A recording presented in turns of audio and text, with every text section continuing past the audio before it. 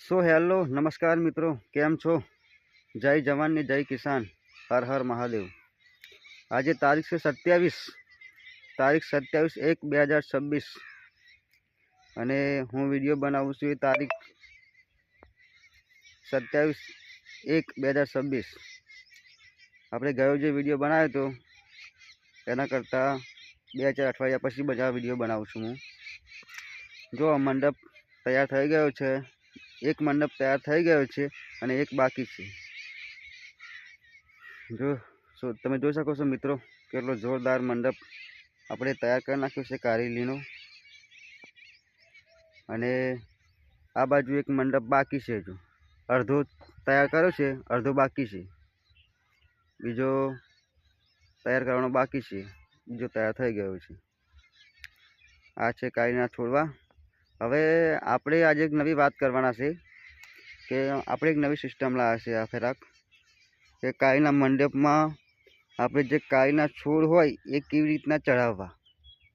બધા લોકો શું કરે છે કે અહીં નીચેથી ઉપર બાંધે અને નીચે બાંધે, અને નીચે કંઈક સળી હોય, લાકડી હોય, સામાન્ય અયડુસાની હરી હોય, કોઈ પણ નાનો ચીપીઓ હોદે અને ચીપીઓ પારાની અંદર ઘુસાવી દે। તો આપણે એવું નથી કર્યું। આપણે આ વખતે આપણે કંઈક નવું લાવ્યા છીએ। સો મિત્રો જોઈ શકો છો, આપણી કારેલી જોરદાર તૈયાર થઈ ગઈ છે। અને આપણું પાવર વીડર કાઢવા માટે થોડી જગ્યા રાખી છે,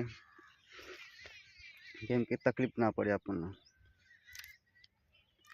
જો એકદમ જોરદાર ફિનિશિંગ સાથે તમે જોઈ શકો છો મિત્રો, એકદમ જોરદાર। અને આપણે સિસ્ટમ એ નવી લાવ્યા છે, બહુ વિડીયો લાંબો નહીં કરવો, ટૂંકમાં બતાવી દઈએ।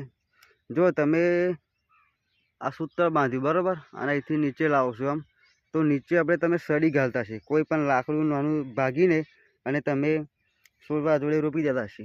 તો આપણે એ નથી કર્યું। તમે જોઈ શકો છો મિત્રો, આપણે આ પ્લાસ્ટિક છે ને, આ પ્લાસ્ટિક શેક લગીને બાંધ્યું છે। શેકથી હેરા ખૂણાથી તે આ ખૂણા લગીને। જો તમે બીજો જે આપણે મોકળી મારી, જે કે તોણીઓ માર્યો ત્યાંથી બાંધીએ તે શેક ત્યાં લગીને, સામે ખૂણો આવે જો ત્યાં લગીને શેક, જે સામે તમને દેખાશે ને ત્યાં લગીને। અને આપણે એમાં આ સિસ્ટમ આવે ને, અહીંયા આપણે બાંધી દીધી છે। જો કે મેં તો નહીં બાંધ્યું, એક ટેકો રવા દઈને બાંધ્યું છે, પણ હરેક જગ્યાએ બાંધવું જરૂરી છે। તો એના લીધે આપણે શું, આ પ્લાસ્ટિક ખરું એ નીચે રહે, પ્લાસ્ટિકનો તાર ખરો ને જે નીચે રહે, અને એને સીધું આપણે આ સૂત્ર બાંધી શકાય। ઉપરથી બાંધવાનું તે નીચે શેક એના થર લગીને આવી જાય। અને જોઈ શકો છો મિત્રો કે આપણા છોડવો સીધો આ રીતે એને સેટિંગ થઈ જાય આ રીતે। જો અમે તો આવી સિસ્ટમ વાપરી છે। એમાં શું કે આપણે જે લાકડું જે આપણે રોપીએ ને, એમાં શું થોડો ઘણો પવન આવે ને તો એ ઉડીને જતો રહે, એટલે ઉડી જાય તો લાકડું આપણે નીકળી જાય જમીનમાંથી। આ જે સિસ્ટમ છે એ તમારે ક્યાંય અટકાય નહીં, ઉડે નહીં એમ, ગમે તેટલો પવન આવે તો એ ઉડે નહીં, અને જોરદાર ફિનિશિંગ સાથે લાગે। પછી એને તમારે કાઢી લેવું હોય તો નીકળી બી જાય, કેમ કે વેલા ઉપર થોડા ચડી જવા આવે, પછી બંને બાજુ કાપીને સૂતર નીચે કાપીને અને ખેંચી લે ભાઈ। સો આવો પ્લાન બનાવ્યો છે। જો તમને ગમે તો કમેન્ટ સેક્શનમાં જરૂર બતાવજો। જો આપણી કારેલી આજે પાણી મૂકવાનું છે, એટલે બધી સવારમાં વિડીયો મૂકે બનાવી રહ્યા દો, આપણા ખેડૂત મિત્રોને બતાવી લેવા દો।